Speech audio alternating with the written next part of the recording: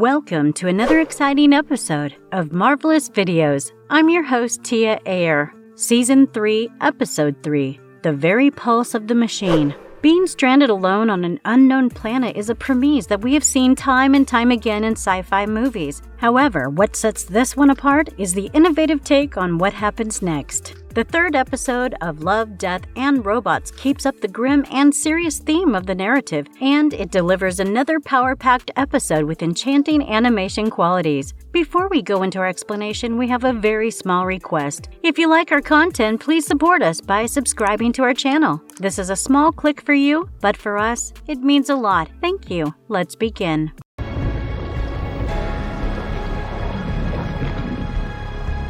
The line between human consciousness and artificial intelligence blurs. How real can machines get before they start to make you feel uncomfortable and start questioning reality? The answer is just as much as shown in this episode. The first sequence takes you into a barren landscape of a moon of an alien planet, and it's all rugged and filled with undulations. Two astronauts, Burton and Martha, are exploring the surface on a Land Rover, and Burton warns her companion about crossing the operational limits of the rover. We're already past the rover's operational limits. Suddenly, Martha detects a random temperature spike, and Burton thinks that it could be the sulfur eruptions under the ground. Before they can change their course, they end up in the middle of an insane undulation on the ground, and the rover gets flung like a rock.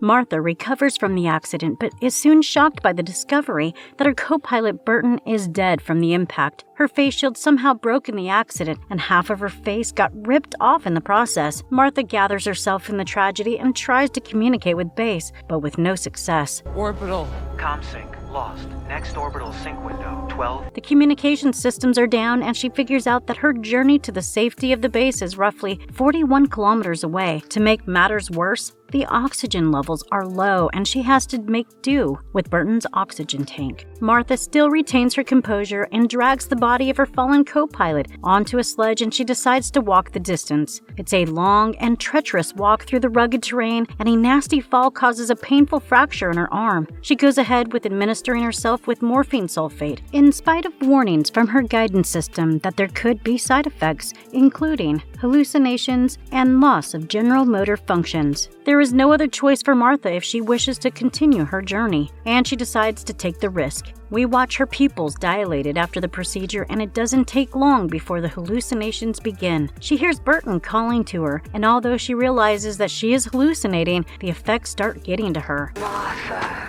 Kiffelson. You're dead, Burton.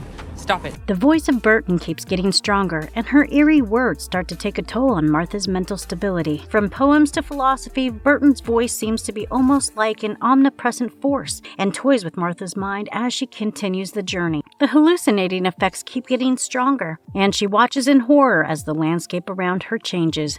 Martha.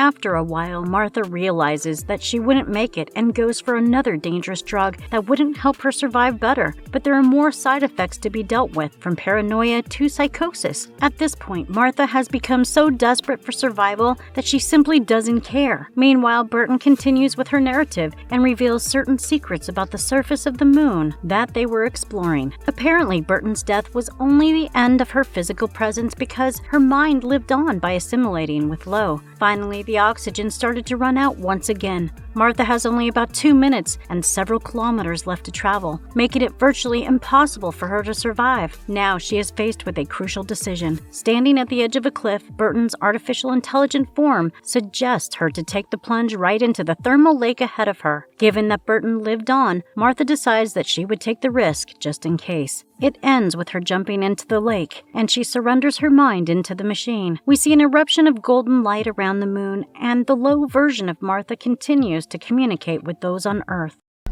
Look at me.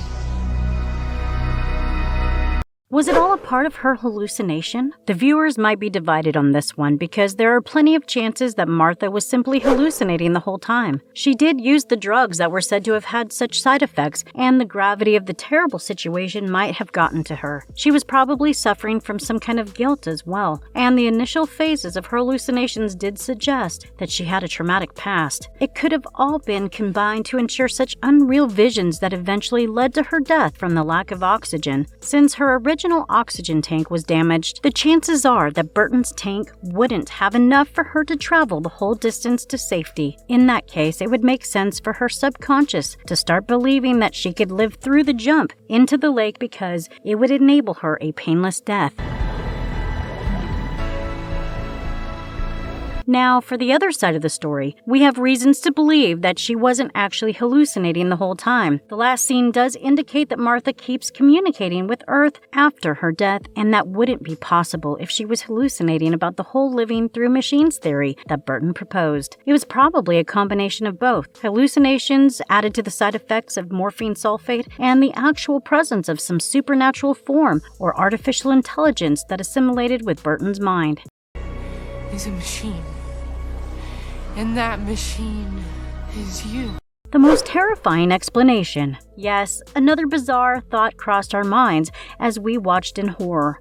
What if the artificial intelligence was actually cunning enough to trick Martha into killing herself? Well, things do add up nicely for that, don't they? It could have led Martha into a situation where she would have no choice but to join the world of machines. In that case, it could have purposely malfunctioned the equipment, misguided her, and finally coaxed her into giving up her physical life. This is certainly a terrifying proposition, but it is one that could well be the case. Irrespective of how you view the climatic moments, this was a nail-biting episode that kept viewers guessing till the very end. Space horror gets a real taste of quality animation, and the flurry of cosmic colors make it visually stunning. Don't miss out on the third episode of this remarkable series, because it's all set to blow your mind. And if you liked our content, don't forget to leave a like and subscribe to us if you haven't already. Have a good one and be safe. Thanks, everyone.